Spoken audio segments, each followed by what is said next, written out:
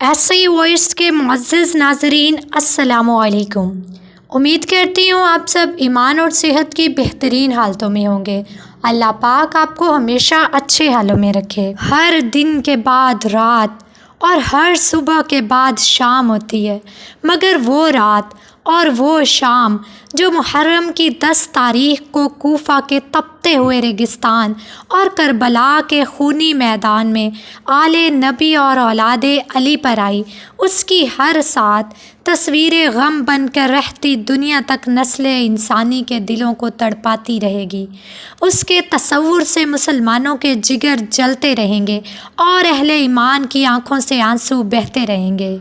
ثانیہ زہرا نے طویل سجدہ سے سر اٹھایا تو سورج اہل بیت کی مظلومی پر روتا ہوا غروب ہو چکا تھا۔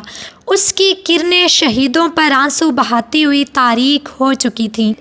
کربلا کی ریت شہیدوں کے خون کو جذب کر چکی تھی۔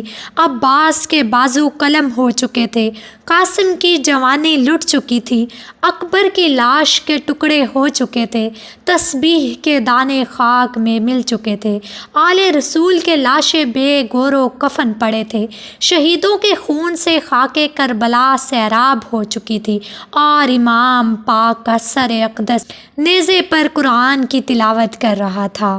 ہمارے ہاں کوئی غریب سے غریب، مفلس سے مفلس، بیگانے سے بیگانہ اور برے سے برا آدمی بھی مر جائے تو اس کے عزیز و اقارب، دوست و احباب اور واقف و ناواقف لوگ تعزیت کے لیے آتے ہیں، اظہار افسوس کرتے ہیں، آنسو بہاتے ہیں اور پرسہ دیتے ہیں، مگر گداؤں کو شہنشاہ کر دینے والے، تسنیم و کوثر کے مالک، باغ جنت کے سردار، آیت تطہیر کے وارث، نبی کے نواسے، علی کے نور نظر اور فاطمہ کے لخت جگر، دین و اسلام کی حفاظت، حق و صداقت کی پاسبانی اور عظمت قرآن کی رکھوالی کی خاطر میدان کربلا میں شہید ہوتے ہیں تو ان کا سوگ زمین و آسمان نے منایا۔ شمس و قمر کی روشنی مدھم پڑ گئی، فرش و عرش روئے، جنت کی حوریں تڑپیں، جنوں نے نوحہ کیا، فرشتوں نے آہیں بھری، اور خود امام الانبیاء صلی اللہ علیہ وآلہ وسلم پرسہ دینے کے لیے میدان کربلا میں تشریف لائے۔ یہی نہیں بلکہ اس دن سورج گہنا گیا، 6 ماہ تک آسمان کے کنارے سرخ رہے، 7 دن تک دنیا میں اندھیرا چھایا رہا، ستارے آپس میں ٹکرائے، بیت المقدس کے ہر پتھر سے تازہ خون کے فوارے نکلے، یزیدی لشکر کے گوشت سے آگ کے شعلے اٹھے۔ شام غریباں کے خوفناک اندھیروں نے میدان کربلا کو جب پوری طرح اپنی لپیٹ میں لے لیا اور رات کی تاریکی کوفہ کے ریگستان میں مکمل طور پر مسلط ہو گئی تو امام پاک کی ہمشیرہ نے پھٹی ہوئی قنات سر پر اوڑھی اور جلے ہوئے خیمے کا پردہ بنا کر شمشیر حیدری ہاتھ میں لی اور اپنے بھائی حسین کی لاش پر پہنچی۔ سیدہ زینب نے بھائی کی لاش کو سینے سے لگایا، بدن مبارک سے مٹی جھاڑی، خاک کربلا کو بوسہ دیا اور بہت دیر تک بھائی کی لاش پر بیٹھی آہیں بھرتی رہیں اور آنسو بہاتی رہیں۔ غم سے نڈھال ہو کر آپ اٹھی اور دوبارہ خیموں کی طرف جانے لگیں۔ کیا دیکھتی ہیں کہ ایک عورت پانی کا پیالہ لیے کھڑی ہے۔ سیدہ پاک نے پوچھا، تو کون ہے؟ جواب ملا، حر کی بیوی ہوں، پانی کا پیالہ لے کر آئی ہوں، آپ کے لیے نہیں، معصوم بچیوں اور عابد بیمار کے لیے۔ اے ثانیہ زہرا، خدا کے لیے میری اس پیشکش کو قبول کر لیں تاکہ میرے اس خاوند کی روح مجھ پر ہمیشہ کے لیے راضی ہو جائے جو محبت اہل بیت میں حق و اسلام کی خاطر قربان ہو چکا ہے۔ فاطمہ جائی نے پانی کا پیالہ لے لیا اور واپس خیموں میں تشریف لائیں، جہاں بچی سکینہ اور کلثوم روتی ہوئی سو گئی تھیں اور عابد بیمار بارگاہ رب العزت میں سجدہ ریز تھا۔ بی بی پاک نے بچی سکینہ اور کلثوم کو جگایا اور کہا، اٹھو، پانی پی لو، جناب حر کی بیوی کی پیشکش ہے، قبول کر لو۔ بچیوں نے عرض کی، پھوپھی جان، پہلے آپ پئیں، عابد بیمار کو دیں۔ فرمایا، اس نے کہا ہے کہ چھوٹے بچوں کے لیے ہے۔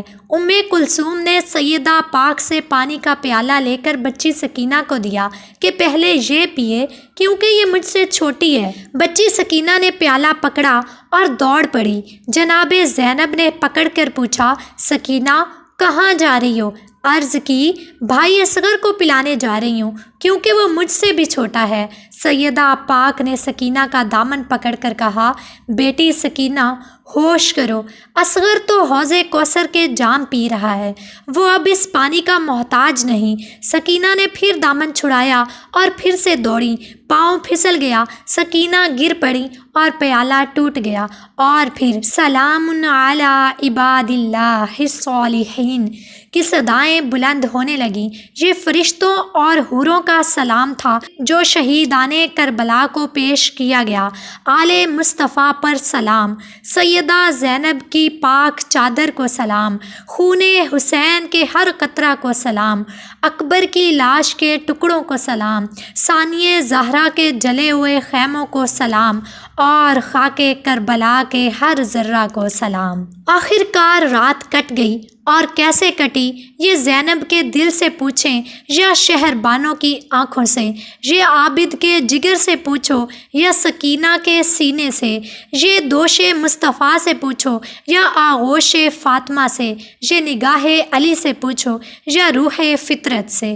صبح ہوئی تو کوفہ کے اس ریگستان میں علی عابد کی صدائے توحید و رسالت گونج اٹھی، اور بیمار سید نے میدان کربلا میں دنیا کو یہ بتا دیا کہ آل مصطفیٰ پر پانی بند کر کے ان کو تڑپایا تو جا سکتا ہے، لیکن خانہ سادات سے توحید و رسالت کی صدائے حق کو مٹایا نہیں جا سکتا، اور انتہائی مظلومی و بے کسی کے عالم میں بھی، اور اللہ کی راہ میں سب کچھ قربان کر دینے کے باوجود بھی، اور جان سوز صدموں سے چور چور ہو جانے کے بعد بھی، ایک سید کے گھر سے حق و صداقت کی آواز آتی رہے گی۔